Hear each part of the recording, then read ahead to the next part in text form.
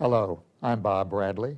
This is THE 101, Introduction to Theater and Drama Arts. I am most happy today to have as my guest Dr. Tita Baumlin of the English Department at SMS.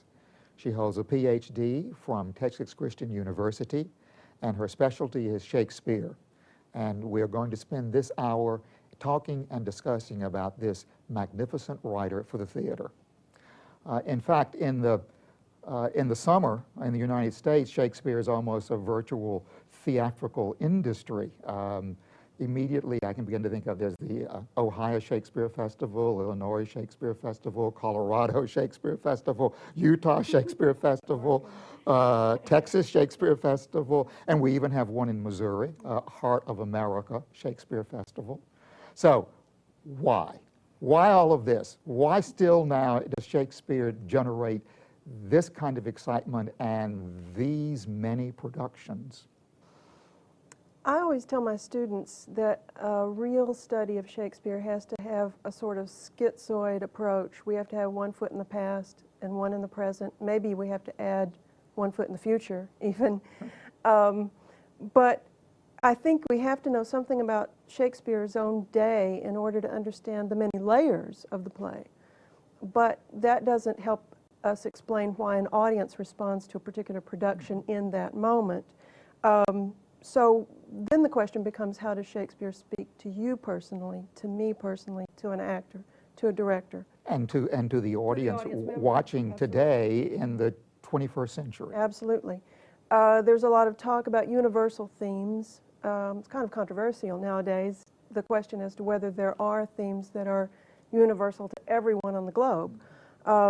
But personally, I tend to think of Shakespeare as our first psychologist. Harold Bloom said that if there had been no Shakespeare, there would have been no Freud. And I tend to agree with that. I believe his plays ask the basic question, what does it mean to be a human being? And secondly, a question that comes from that, what does it mean to be a human attempting to function in this particular situation, whatever that situation may be. And there are endless, seemingly endless variations on that situation that he presents us with that seem to speak to all of us. Love, sex, human spirit, power, corruption. I think that it may be that we keep returning to Shakespeare simply because he answered those questions better than anyone has since he asked them or since they've been asked in the theater. And of course, and exactly the last word, and he answered them in theatrical terms. Absolutely. Right, and so that consequently, his plays are still marvelously stageable and endlessly exciting and endlessly challenging to directors and actors and everyone who works on a production. And so there is always a very special kind of excitement that one has about doing a Shakespearean production. Well, it may be that, you know, painters always say the painting is about paint. And so maybe directors and actors feel that Shakespeare is about acting and directing. And maybe audience members feel that Shakespeare is about watching. Mm-hmm. Each of us brings our own context to that experience that I think allows for a endless array of experiences and understandings and variations on a theme. Mm-hmm. Well, let's just so that we be sure that everybody knows about whom we are talking, let's at this point back up and at least get a little bit of biography set up. We know that he was born in 1564 in Stratford-on-Avon, England. Yes. And where do we go from there? Now we have him born. What happens? Actually, what we know about Shakespeare is covers just a handful of facts. This page right here that's the facts. I won't read them all, but that's all we know for certain about him. The legends, on the other hand, are much more interesting and take up about 600 pages in a recent biography on Shakespeare. It may be that it's our lack of facts about him that fascinates us. He was born in Henley Street in Stratford-upon-Avon, and in fact you can go to his birthplace house there in Stratford, a wonderful little tour of the house. We have a few facts, a few senses of what he was like growing up, but nothing conclusive. I think that the idea that he was Joseph Fiennes in Shakespeare in Love, you know, it may be a little bit of a misrepresentation. The writers of that movie were very clever in taking many of the legends about Shakespeare and incorporating them into the movie.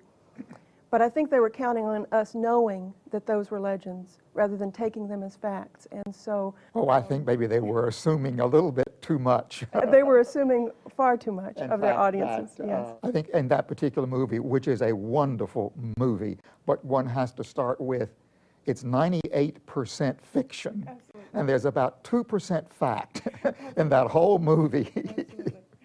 But, okay, we have him born in Stratford. We know, let's see, Ben Jonson said what? Small Latin and less Greek, is that right, about his education? He was educated presumably at the local grammar school. We don't even know that for a fact because the registers don't go back that far. Nevertheless, you can go to the King Edward School and they'll show you the desk that he sat in. You know, I have been shown the actual desk. That's it. That's it. That's exactly right. You can walk up and put your hand you can put your hand on. That's sat. where he sat. He was born into a lower middle class family. His father was a glover or a leather worker by trade. He was married, we know, had 3 children, 2 girls and a boy. The boy died around age 11. One would assume that was a traumatic passage in Shakespeare's life. We don't know for certain. We know... Let's see, but, is it legend or fact that maybe the marriage to Anne Hathaway was of necessity? It depends on how you look at it. Oh, all right. It is a fact that their first daughter, Susanna, was born 6 months after their marriage. Okay. How you interpret that is up to you. Okay. There was a practice among lower class citizens at this time period to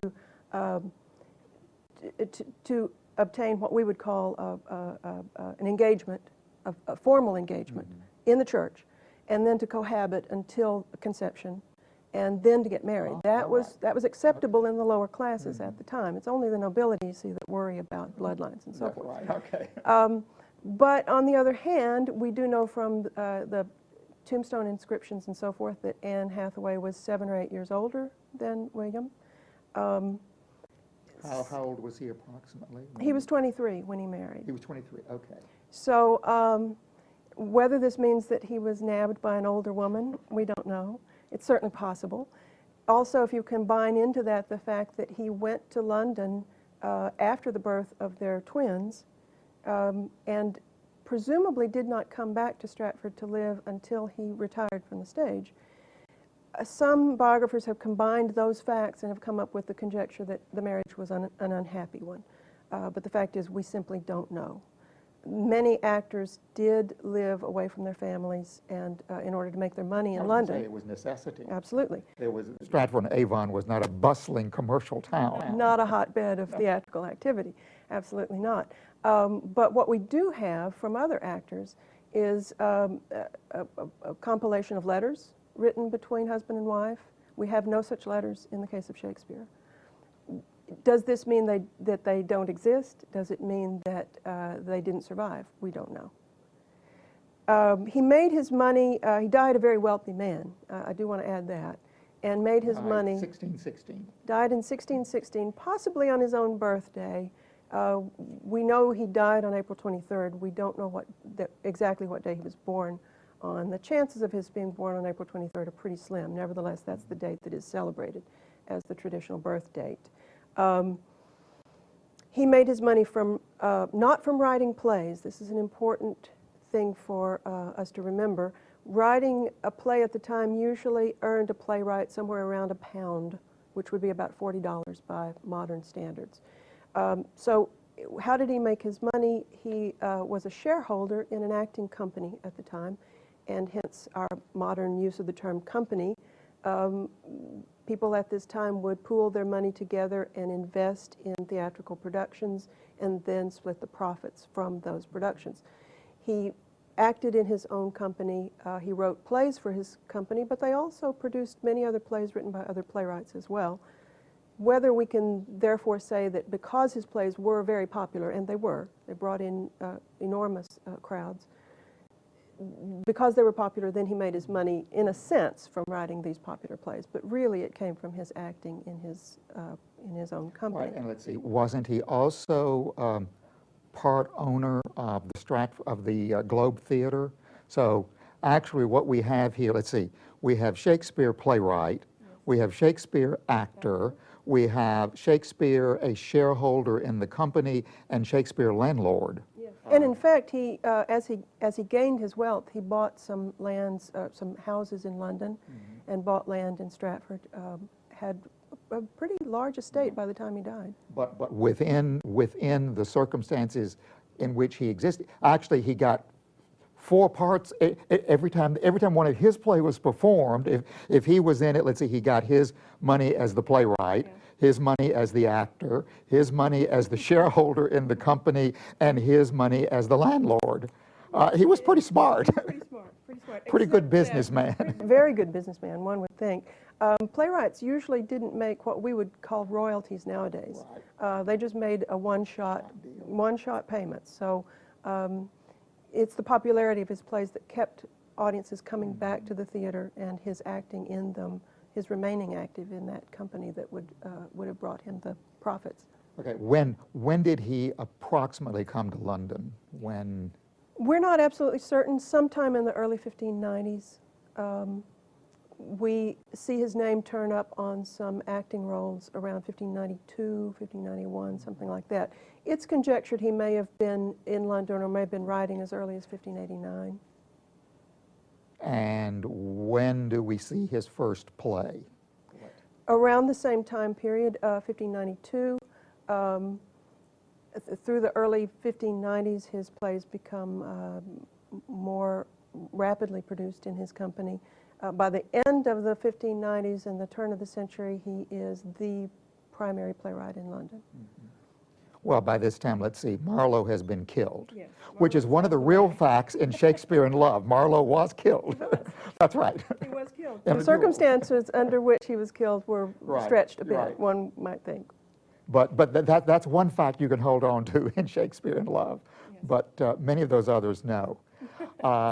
And how long did he continue writing? You mentioned he retired. When did he retire from the theater? He retired from the theater a couple of years before his death. We're not certain whether he knew he was ill and therefore wanted to go home to rest and spend his last few days at home, or whether he was just had done what he'd wanted to do and went home from there. But it seems that The Tempest, being his last play formally written for the stage, for his company, though he did write a couple of things after that, but were not expressly intended for his company. The Tempest seems to bear some marks of a playwright saying goodbye. And so we think, it's all pure conjecture, that he was retiring from the stage knowing that he didn't intend to come back to the active theater itself in London. Around 1614 or so, 1613. And retired to Stratford-on-Avon. Yes. And were both Anne and his children, let's see, 2 children were still? 2 daughters were still alive, who had married, one of whom had married a prominent doctor in Stratford. The other was being courted by a man that we think Shakespeare didn't like very much, because when she married him, he altered his will. That's a sign of something. Well, we would think, but you see, this is the nature of the study of biography. We just don't know. We have to take these few facts and pull conjectures out of them. How many plays did he write approximately, or what? There's some question about 2 or 3, but there are 37 that we know of. A couple of those were collaborative ventures, but they are included in the collected version. There's a whole book of plays that at one time or another have been attributed to Shakespeare, yes. The apocryphal Shakespeare. Lots of fun to look through those plays. But there are 37 that we know of. There's some of those you hope he didn't do. Absolutely. Surely he didn't. Absolutely. There are mention of a couple of plays written by him that we do not have in hand that are lost plays, which is tantalizing to think about. 37 seems like a lot to have written within a span of about 15 years, but consider that one of his contemporaries, Thomas Heywood, claimed to have written about 200 in the same period. So 37 seems very modest. And the earliest play is is Titus Andronicus, okay. And the last one, at least written for the company, is The Tempest. And of course, in between come, well, those titles that at least most people, we hope, are familiar with, but we can certainly start with Hamlet and Macbeth and Othello and Midsummer Night's Dream and Romeo and Juliet, and certainly most of those have, in one way or the other, entered somehow the other consciousness, I think, of most people in some way or the other. What are the sources of these plays? Where does it come from? What does he do? If he wrote 37 plays in, well, yeah, what, 20 years or so, between 1591 or 2 and 1613, so, Right. So where did these come from? Where did they come from? I think this is the area in which the most egregious errors were made in the movie Shakespeare in Love. A misrepresentation to modern audiences of how that process of playwriting took place. In Shakespeare's day, the primary emphasis was on the ability of a writer, whether it be playwright, poet, or what have you, to be able to take a pre-existent source, a pre-existent story of some sort, whether it is in his own genre or not, and to be able to do something slightly different with it. This was the most highly prized activity in literary terms in the day, so that audiences and readers looked for previously written works embedded within the works that they were watching on the stage. There were no laws against plagiarism at the time, and it was seen to be something as a tribute to one's work to have it written up by somebody else. For example, the word counterfeit, which we now think of as a very negative thing, was a good term in that time period. A copy that was so well done that you couldn't tell the difference between it and the original was a highly prized notion in Shakespeare's day. So that when he's seen to be writing Romeo and Juliet in the film Shakespeare in Love, all of his fellow actors, as well as the audience, knew perfectly well how it was going to end. They'd all read the poem. They'd all read many of the other side sources that he used. So that the way the film represents everyone hanging on every word or waiting for the next act to be written to find out what's going to happen, that was not at all the way it happened Right. in the time.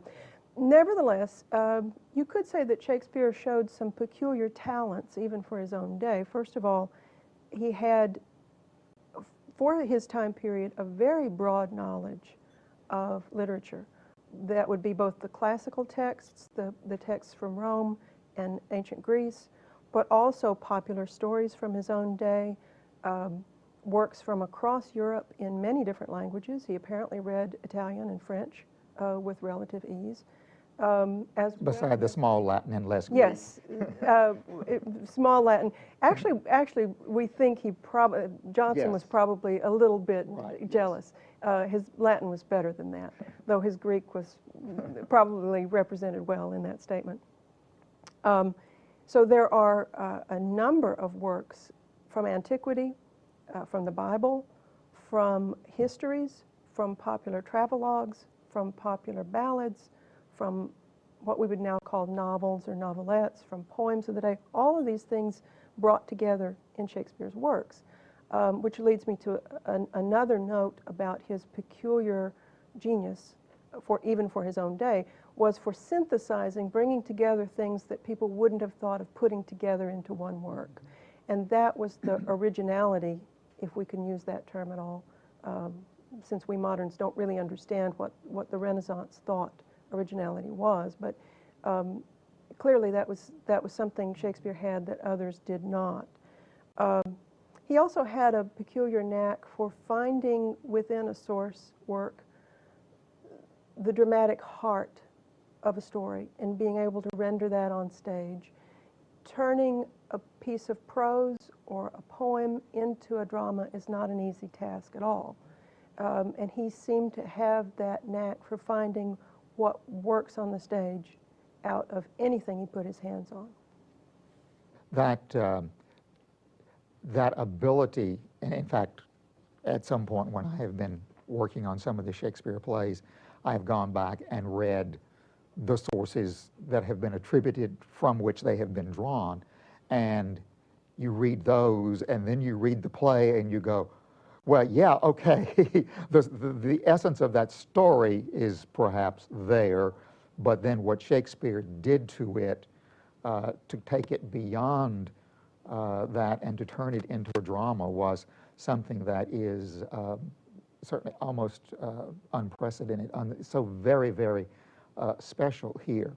And at one point I do want to make, well, reiterate that you've already made, and that is that while we today think in terms that when we speak of creativity, we also sort of immediately, at least one of the first characteristics we think of is how is it original, yes, or how is it brand new, or how is it somehow the other so different from everything else. And yet, this is not what wherever Shakespeare's creativity is, it doesn't lie that way. It does not. But then that was not prized in his day. Mm-hmm. Had he been living today, perhaps he would have been more original than any of us could imagine. Right. The Tempest, his last play, so far as we know, does not have a source. As far as we can tell, everything in The Tempest sprang from his own mind.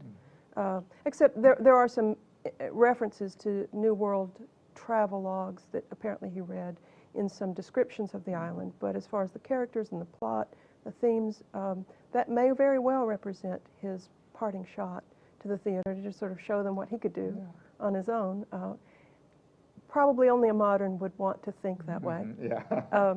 But nevertheless, it's fun to speculate. And as I remember, I think it's The Merry Wives of Windsor seemingly has no immediate sources that we can trace it to, other than, again, maybe the apocryphal story that Queen Elizabeth I was so entranced by the character Falstaff in Henry IV that at least there was somehow the other rumor sent around that maybe she would enjoy seeing another one. Yes, well, and the legend goes that she asked for a play about Falstaff in love. Oh, all right. And hence the cleverness of Shakespeare in love, you see. Right. But if that's true, then what Shakespeare gave her, of course, was not Falstaff in love, but Falstaff in lust, right, which was a clever twist then upon that. There are some echoes of Barnaby Rich and some other prose works of the time period in that play, but the plot itself, absolutely true, as well as the character of Falstaff, seems to be Shakespeare's own invention. Okay, how do these plays work in the theater? How these magnificent works, which were so absolutely popular during his day and still down to the present day, why do they work in the theater? How do they work? How do they work? You can approach this, of course, in a couple of different ways. We could talk about how the plays worked for his company, so far as we know. We can talk about how the plays have worked for different cultures down through the time period, different styles of theater. Actually, the truth is, every single thing we've brought up so far today, there are whole branches of Shakespearean study. People have devoted their lives to those little, like the source material. Right, yeah. There are scholars who have devoted their lives to running down the sources and analyzing them and that sort of thing. There's an entire branch of Shakespearean studies devoted to looking at the way that different historical periods have staged Shakespeare and what that says about them, maybe how the antebellum South appropriated Shakespeare on the stage. We could also talk about how the plays work in today's theater. So there are several different ways to approach this. Historically, we could say that how they worked on his stage, again, we don't have a great deal of facts about his own company, but we have some facts about some other companies that we can use to sort of make conjectures about Shakespeare's. They used the repertory system. A rival company of his his company, the Lord Chamberlains Men, later known as the King's Men under King James, had as a rival a company called the Admiral's Men. And there are many records that have survived from the Admiral's Men, so that we can sort of make some conjectures. And the Admiral's Men, for example, performed 25 days out of 30, and they did 13 plays in that 25-day span. So that gives us a sense of how the repertory system may have worked at the time period. Well, I mean, at least 2 nights apiece, approximately. Approximately. Yeah. And the actors would have 13 plays in their head, you Mm-hmm. know, at any given time. That staggers our imagination now because of the volume of language that seems to us when we try to read these and memorize them. We don't know exactly how they staged them. We don't know whether they staged them in what we might call a more representational fashion, mimetic fashion, trying to represent reality on the stage, or whether they produced them in a more presentational fashion to emphasize the play, as pretend, emphasizing the audience watching players who know they're pretending in front of an audience watching players who know they're pretending. So we don't know which of those styles they used, or whether they used a mixture or shifted from one to the other depending on comedy or tragedy. But we do know this, that there tended to be between 8 and 10 shareholders. They tended to hire somewhere around 10 to 12 actors to join them, so that we've got between 20 and 24 actors at any given time. And we know that some of his plays call for as many as 36 parts. So that would imply that they doubled many of the roles, which has led some scholars to conjecture that the presentational pattern of calling attention to the fact that this is drama and I'm putting on a hat to be this guy instead of that guy may very well have been the way that they presented them.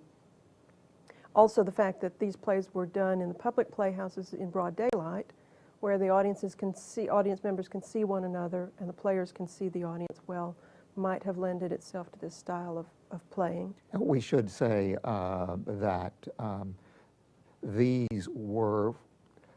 these theaters were open-air theaters. And the fact that they're actually the way that there were very few ways in which to light the stage.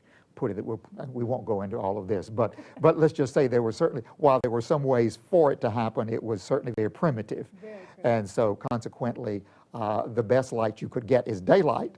And the way you got daylight is you have no roof on your building, and so consequently it simply comes in and your performances are in the afternoons. And so consequently it does present a whole different way of thinking about theater from what we're used to and the way we're thinking about them. I always say, I at least go for that. Unquestionably, they were probably much more abstract in the terms of their staging and not much real or representational in terms of the way it looked. And that wonderful in As You Like It, when Rosalind says, this is the forest Arden. Yes. That's it. You don't need anything else. At that point, Rosalind has told us everything we need to know. The audience at that point knows this is the forest of Arden. We are here, and I don't need trees and anything else to tell me. The language has given it to me, and so there it is. The use of the stage itself as a bare stage with no backdrops and no scenery by modern standards was the style of the day.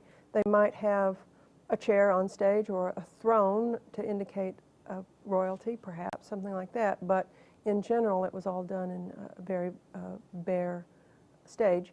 They would have had no need for act and scene divisions, therefore, just merely entrances and exits. The language of Shakespeare's plays gives us the stage directions that we need.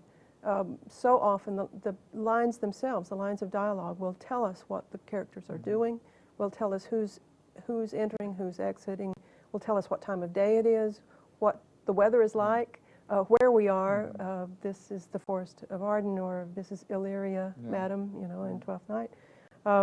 And one of the things I know I always tell actors is, and it's purely, it's a convention, and of course the theater is always based on convention, but that is, when you arrive at the end of the scene and at that point the stage goes bare, all the characters exit, then at that point the audience automatically understood we're now switching locations. Something's going to happen. And so the next time the character, and usually it's mere seconds. I mean, it's just everybody's gone, there's a bare stage, we know, okay, it's scene change. Instead of having things flying in and rolling off and all those other things we do today, scene change, a new character comes in, and if it's necessary for us to know where this character is and what it's doing, and as you have indicated, then the character's going to tell us. They'll tell us something. It's all there. Absolutely.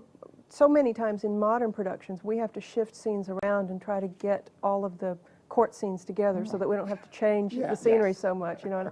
But he didn't have that problem. It gave endless possibilities, one would think, for even different stagings of the same play within his own production company. The fact that audiences kept coming back to see plays that he wrote might indicate that they did them differently every time they staged them. We don't know. We don't know whether they came back to see Hamlet because they loved the character so much or because it was a different Hamlet this time. We simply don't know what they were doing. The other thing that I might add is that while I am absolutely one of the primary bardolaters in the world, nevertheless we have to give some credit to the fact that Shakespeare's own company likely had a great deal of influence on his writing of the plays. First of all, he had to write for the resources that he had at hand. He had a stunning leading man in Richard Burbage, from what we can tell. The original Hamlet, Yes. the original Macbeth, Yes. the original Antony, and what is one of my favorite of all apocryphal stories, and of course the original Othello, which is, so the story goes, Dickie and Willie were out drinking one night, and old Dickie said to Willie, "I can act anything you write." And so Willie went home and wrote Othello. Now, the joke, of course, is, for those of you, the joke is that in Othello appears Iago, which is the showy acting role, and poor Othello stands around being done unto through that whole show. It's a very difficult role to play. And I every time I look at that play and I think of that, oh, Willie, you were paying Burbage back all over, weren't you? Possibly. But the important point here is he was writing for a specific group of people. Yes. He knew those actors. Yes. He knew what they were capable of doing. He knew whom he could challenge, and Burbage was unquestionably one of the people that he could challenge and dare to do what he would do. His comic actors, Right.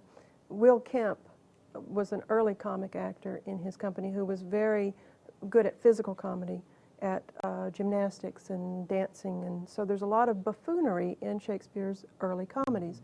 When Kemp leaves the company and Robert Armin comes on instead, suddenly the comedy shifts from very physical comedy to very verbal, sophisticated comedy, because Armin presumably was a kind of Robin Williams of his day. Well, one of the conventions, at least perhaps, that we should mention, and that is that there were no females within the company. Yes, indeed. So you want, explain that. Go ahead, explain that. Except they're the most marvelous female roles ever written, but. Absolutely. When we say Lord Chamberlain's Men, we mean Lord Chamberlain's men. The women dressed, the men dressed as women. Actually, they would have been young men whose voices had not yet changed, who would take on the women's roles. The way that Shakespeare in Love, the film, portrays this is both correct and incorrect. The chances of an older man taking on a woman's role for comic effect is probably not accurate. And the idea that a woman could have sneaked in and actually done a role on the stage, it didn't happen. Trust me, it didn't happen. The movie pushed that one too far. It didn't happen. Also, well, and they had Shakespeare playing Romeo, right? Which did not happen. Yeah, he was not that good of an, he was not the best actor in the world. No. Well, so we would assume. Now, we don't know. Right. We don't know, but we do know. He took the smaller roles, we'll put it that way. We know of a few specific roles that he played in some of Jonson's plays done in his company. And they were small roles, so we would assume he took the smaller roles in his own company, but we don't know for certain. Women, we don't really know why this was the convention in England. On the continent, women were allowed on the stage and were highly prized in leading roles. And in fact, after the Restoration in the late 17th century, when English courtiers come back from France, they bring with them the conventions of the French theater. They have seen the women on the stage, and the boys will not work any longer. They just can't go back to the way it was. But there are some conjectures as to why England, how this developed and why England would keep women off the stage. But I think nowadays the primary conjecture is that English society was simply more sexist than the continent was.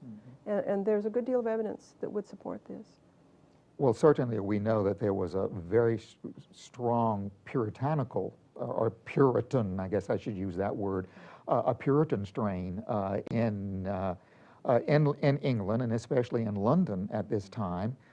In fact, it's one of the reasons why most of the theaters were across the river on the south bank, across from what is called the city, which is what was then the heart of London. And that was that the Puritans were in control and wouldn't allow public theaters to exist. They objected to theatrical productions across the board. Anything put on the stage was thought to be a lie. And therefore, it's not just the idea that violence on the stage is going to lead to social violence, but it's simply that anything put on the stage was a fabrication, a fiction, and therefore was misleading to people. So the Puritans were against the theater altogether. Whether this had an influence on their allowing women or not there's a good chance that it had some influence, and certainly Queen Elizabeth, in the burgeoning of the theater as a business, which happened during her reign, Queen Elizabeth certainly had a great deal of influence on how that was shaped, and it may well have been something about her influence as well that created that division. It was not without its controversies in its own day. Not the idea that women couldn't be on the stage. That was not controversial. Everyone accepted that as a given. But the idea that children should be put on the stage was actually somewhat controversial at the time. There are some law cases on record where acting companies were sued for stealing their children to put them into... And actually there were, during this time, children's companies, and that is just companies made up completely of children who were, I guess, bound, is that the word, bound to the company, and they were trained to be highly skillfully trained to be performers, performing on stage. And I've always assumed at least some of those were channeled eventually into, were any of those taken into the Shakespeare company? And so... Yes, and indeed some of the children actors in Shakespeare's company stayed with the company after they grew up and then took on men's roles later on. Some of them did not. Some dropped out after they stopped playing the female roles. Shakespeare seems to be the only playwright, London playwright, who did not write a play expressly for the children's theater. And when we say children's theater, we need to make a little footnote here that we're not talking about a company of children producing a play or doing play for children. Right. We're not talking about children's drama. They're children actors. Children actors doing adult dramas. Hamlet done by children, let's say. Perish the thought, but it was an anomaly of the Yeah. time period that we simply cannot understand. It was a wildly popular thing, although in Hamlet, Shakespeare seems to complain about them a little bit, which might indicate that he looked down on them. complains about actors. Hamlet complains about the children's troupe and about the actors. and about actors, absolutely. And it's thought that possibly that is Shakespeare complaining about the children's troupe, and that would explain why he didn't write a play himself for them. But the one thing I think that modern audiences could really connect with in this time period is the fact that the theater was a wildly popular scene in London for the first time in English history. And I think that our notions of New York and Hollywood and these things actually are sort of applicable to the way that London suddenly developed the theater and these actors were catapulted to celebrity. Shakespeare was among the first celebrities of his day. Well, we know, and I can't, at this point I have forgotten, there were, what, at least a dozen, maybe more major theaters in London or in the London area altogether at this point, and London's population was not that large. 150,000, Was that it? yeah. So in other words, about the size of Springfield Yes. today, Yes. and so consequently, and we're talking about this population supporting 12 to 15 or more public theaters. Of course, there were no movie houses. There were no movie houses. There was no television. No television. That's right. No PlayStation, Game Boy, things Right, like that, yeah. right. So the theater was one, but there were all kinds. There were bear baiting gardens and various other sporting events which were extremely popular. And sometimes combined with the theater. I was going to say, in fact, we even know that some of the theater owners dabbled in first one and then the other. And sometimes combine them. You'd have a bear baiting followed by Hamlet, you know, which seems barbarous to us nowadays. We can't imagine the combination of the two, because to us, Shakespeare is rather highbrow and sanctified. But one thing to remember is that sanctified vision of Shakespeare is really an invention of the 18th century and the 19th century. His own time period, and even a good 100 years after Shakespeare's lifetime, he was seen as a popular writer. He was a pop. He was Stephen King. He was, I don't even know who else to apply. Some people just expired when you said that Shakespeare's a Stephen King. That was too much. But my point is that he was seen as a mere popular writer. Right. So much so that when the great libraries of England were being set up at the end of the 17th century, there were huge debates as to whether Shakespeare's works should be included in the libraries, because they were thought to be pop works and not works of serious literary merit. And that was 100 years after his lifetime. And Shakespeare himself did not seemingly, again, it's one of those things, how many of his plays were actually published, or did he actually publish himself during his own lifetime? There are only... Well, he didn't actually publish any of his plays. And there's some that he at least saw through the printer. saw two poems. It's his his two long poems that he saw through press. But his plays, you see, there's a good reason that he didn't want them published, because... So no one else could play it. That's right. Don't want anybody else to play them, and you also don't want audiences to read them. You want them to come, because he's not going to make any money off a book. Nevertheless, they were pirated all the time. And his playhouses were always trying to keep their hands on the scripts themselves so that they would not get out into the publication. Well, in fact, let's see.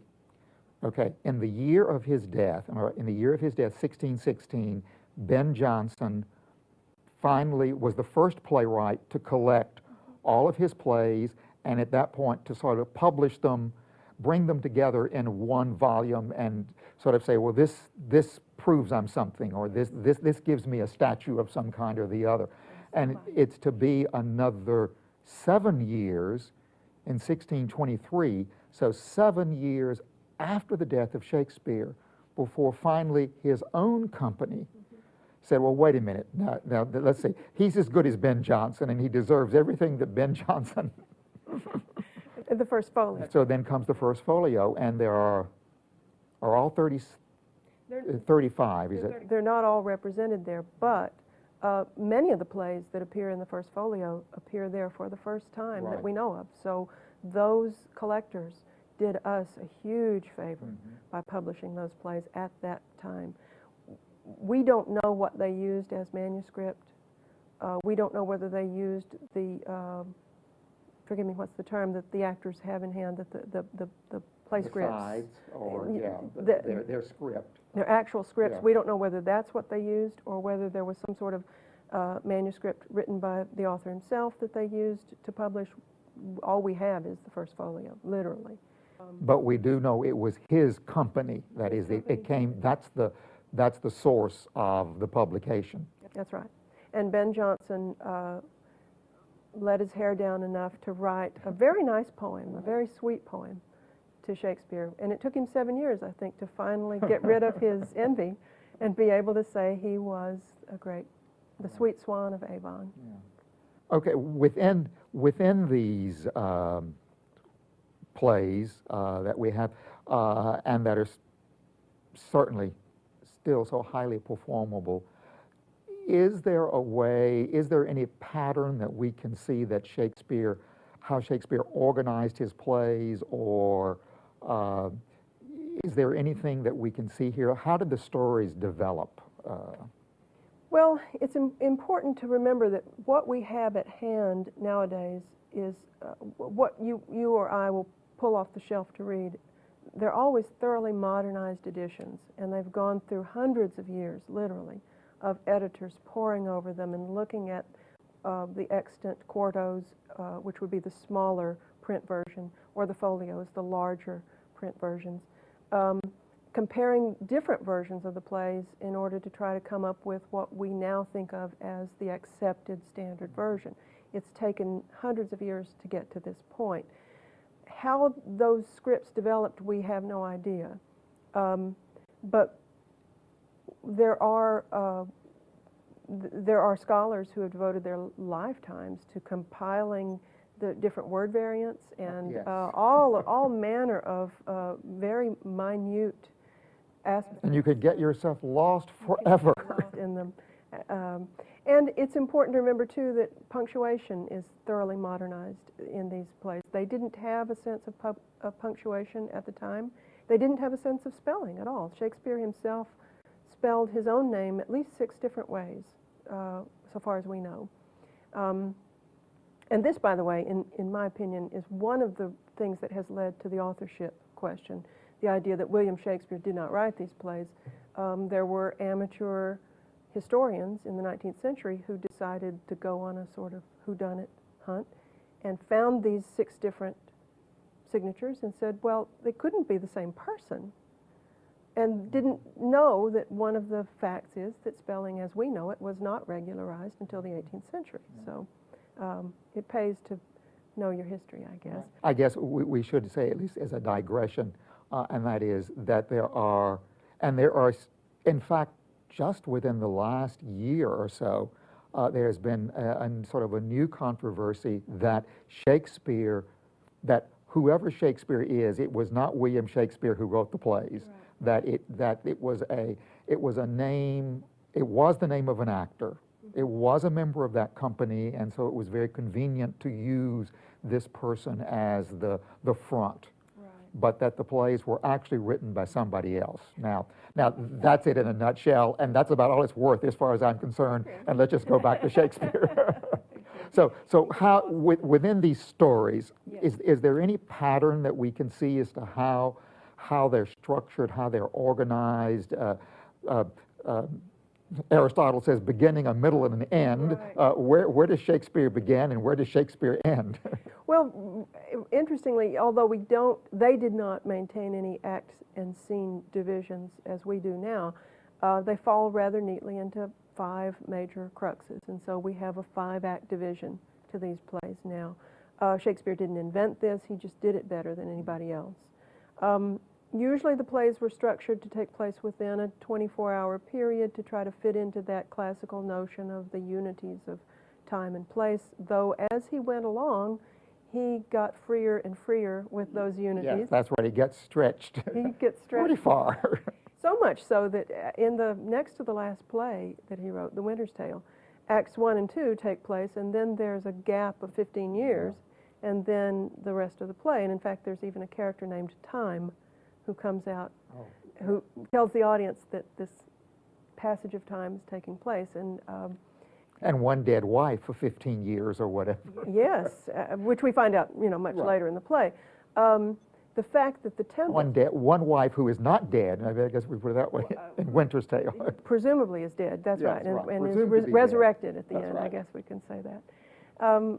The fact that The Tempest has roughly the same structure to its plot, but the play itself does not. The play itself utilizes Act 1 to give an extensive exposition of what's happened 12 years before the opening of the play. This has led some scholars to conjecture that Shakespeare got some complaints about The Winter's Tale and that gap of 15 years in the middle, because he went back to the unities in The Tempest and did it better than anyone had ever done it to that point. It's a very interesting study of the progression of his writing from his earliest plays to his last plays. Also could take up a whole course or 2 or 10 to study his development as a playwright. It's also important to think of the individual line itself within his writing as being highly structured. He tended to write mostly in poetry, in iambic pentameter. He didn't invent this use of iambic pentameter in drama, but he perfected it. He did it better than anyone else. He got rid of the use of poetry, of a line of poetry that stopped at the end of every line, that became very static. Writers before him tended to end stop their lines, and Shakespeare learned how to make them flow from one to the other so that it sounded very conversational. He also got rid of rhyme. He uses rhyme only now and then in his plays, and usually to emphasize a line that he wants the audience to remember. The play is the thing wherein we'll catch the conscience of the king, Right. So that then we'll have that to remember throughout the next act. But generally he does not use rhyme the way many of his contemporaries do. He didn't invent the use of poetry in his plays, but he certainly did it better than anybody else. And we should also point out that we would assume with no fear whatsoever, mixes both poetry and prose and moves from one to the other with no problems. Absolutely. Except that, again, as a key to the actors, you always say, okay, when he makes the switch, now you figure out why, because there is a reason. There has to be a reason. There has to be a reason. And there are books written conjecturing these reasons. No one knows for certain, but there are some various theories and approaches. One approach is to say that only nobles speak in verse and that commons speak in prose, but you have to throw that out the window when you get to Hamlet, because Hamlet speaks many of his passages in prose. His most famous speeches are in poetry, but nevertheless he does speak in prose. Rosalind speaks a great deal in prose. Why? We don't know. And the ability to mix them. Henry IV, Hal uses poetry when he speaks to his king, his father the king, uses prose when he speaks to his pal Falstaff. It works there beautifully. And I do think it's a cue to the actor to stop and think about what's happening in the character. But how you answer that question, there are endless possibilities, I think. Well, I think certainly in the discussion that we've had today, that what we can see is that Shakespeare was a superb person of the theater. And in fact, and again, he probably understood the theater better than anyone else who ever wrote for it. And one of the things that one, certainly in working on a Shakespearean play, one of the things that you discover is that if you just take any clue that he gives you, somewhere he will solve the problem. When you try to go against what he's doing, or in ignorance go somewhere else, eventually you get caught up with. He will have anticipated every problem. He will know how to solve it. And if you just keep studying and studying and studying and going back to the text and back to the text and back to the text, then at that point you will find any answer that you may need. It takes a lot of unearthing, but he is unquestionably one of the greatest playwrights who has ever lived, and many people would certainly say maybe the greatest playwright who has ever lived. Thank you. Fascinating conversation today. Enjoyed it.